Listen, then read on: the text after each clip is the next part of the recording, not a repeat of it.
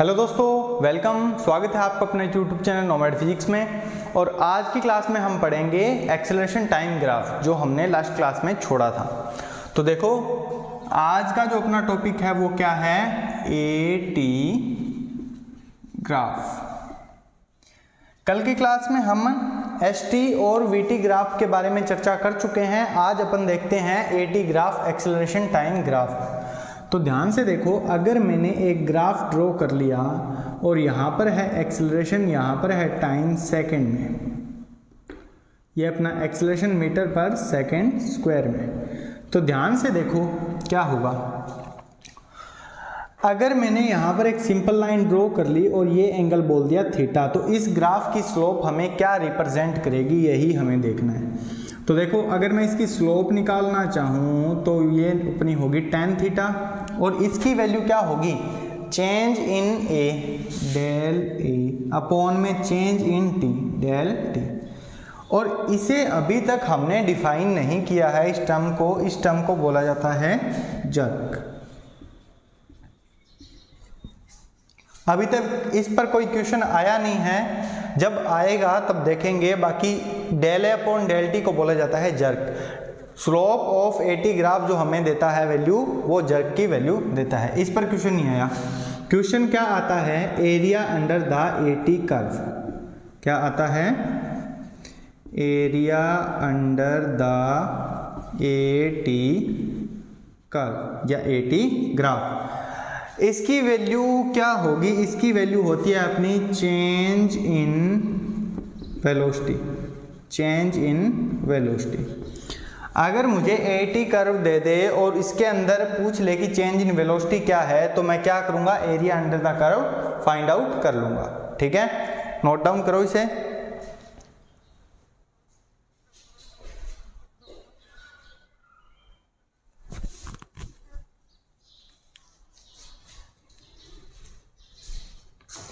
देखो, अगर मैंने एक क्वेश्चन ड्रॉ किया है यहीं पे कर लेते हैं। अगर मैंने बोला कि ये अपना एटी कर्व है और ग्राफ कुछ ऐसा है, ये पॉइंट है अपना 0,10 और ये है अपना 10,0।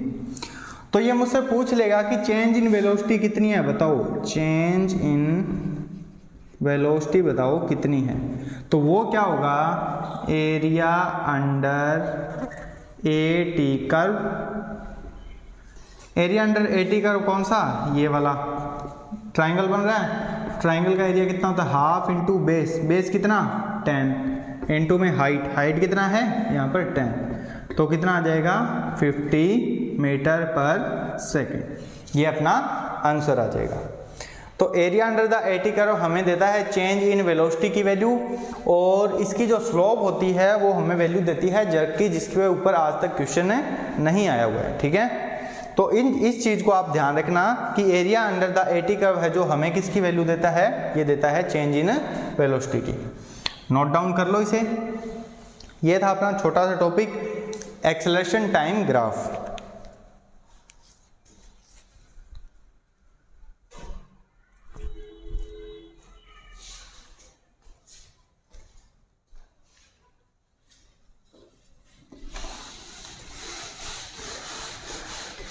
अब देखो, नया टॉपिक स्टार्ट करते हैं। बहुत अच्छा टॉपिक है और इसी से सारे क्वेश्चन बनते हैं।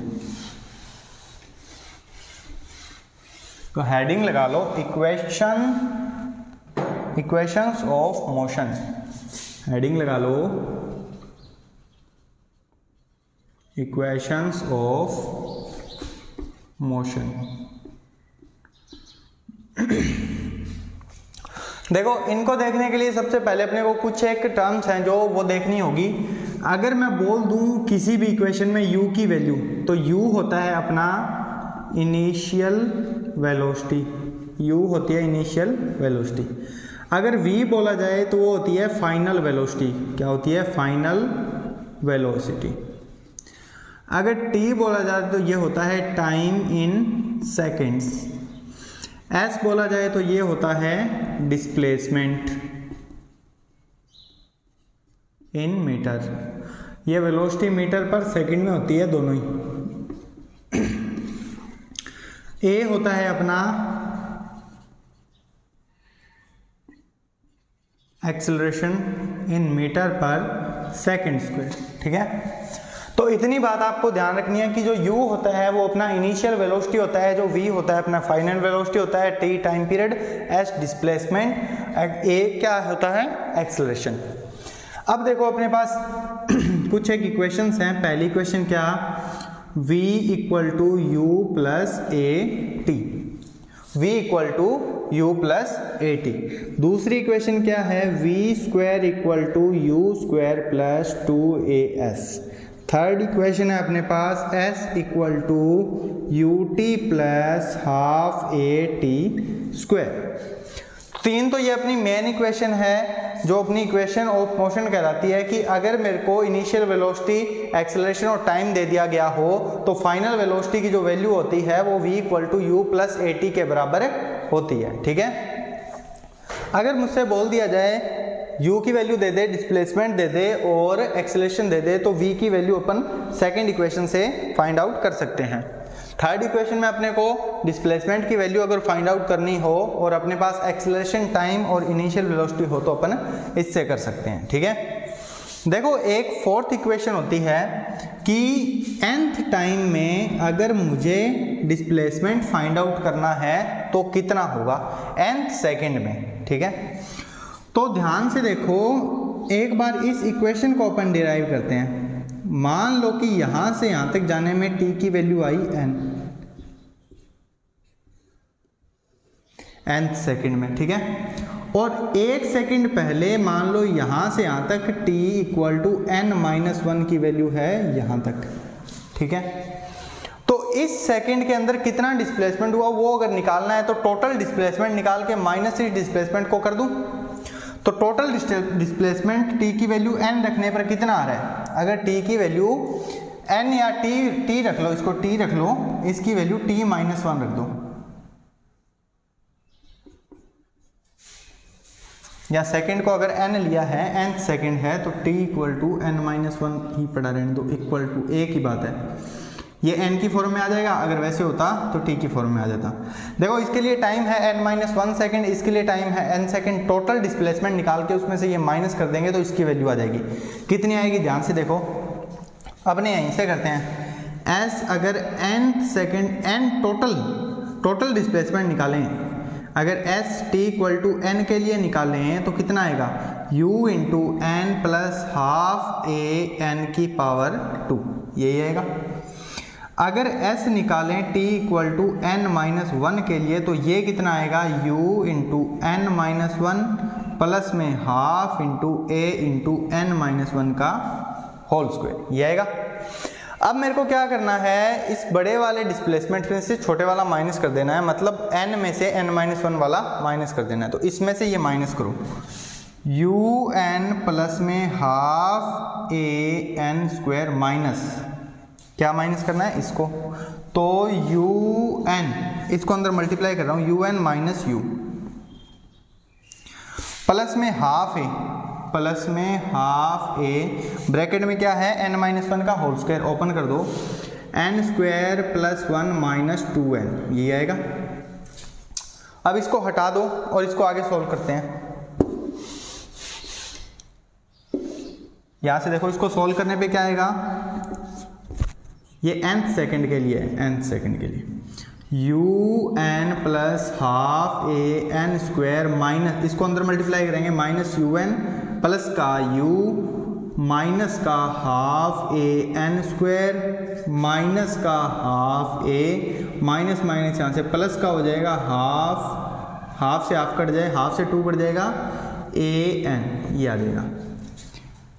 तो s nth की जो वैल्यू आएगी वो कितनी आएगी, यहाँ से देखो u n एक बार प्लस एक बार माइनस तो ये कट जाएगा, हाफ a n स्क्वायर एक बार प्लस एक बार माइनस ये कट जाएगा। तो यहाँ से कितना आया, u minus half a plus a n, ये अपने पास वैल्यू आ गई इसकी, ठीक है। अब ध्यान से देखो, अगर मैं क्या करूँ, अगर मैं a की वैल्यू यहाँ से माइनस ले लूँ तो कॉमन ले लूँ, u minus a 1/2 plus n, ठीक है।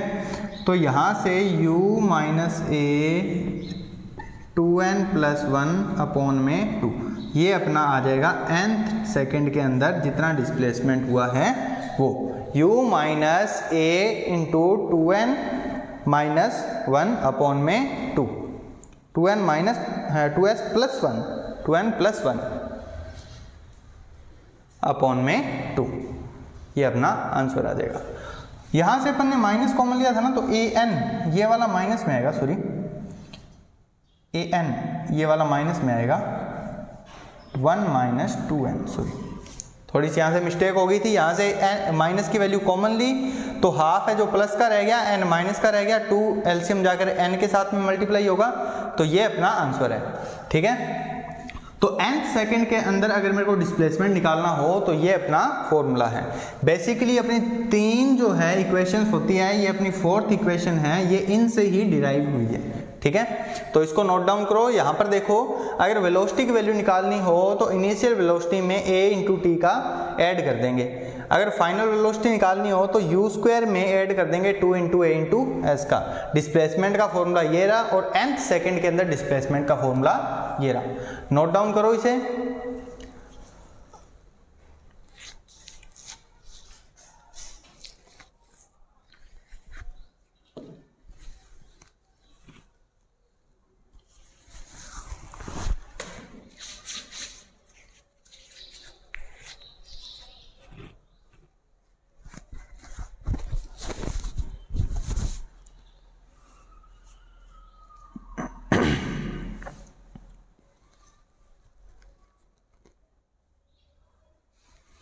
कर लिया।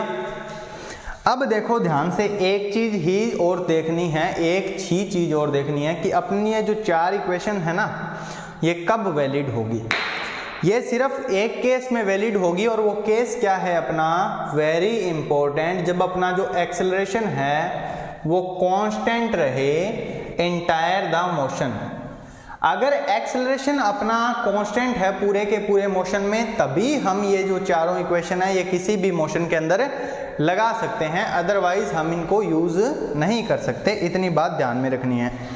तो ये चार इक्वेशन है, ये वेरी इंपॉर्टेंट है मोशन के लिए, और इसके अंदर सिर्फ एक बात ध्यान रखनी है, अगर पूरे मोशन के अंदर कांस्टेंट है एक्सेलरेशन तभी हम इनको अप्लाई करेंगे, अदरवाइज इसको अप्लाई नहीं करेंगे।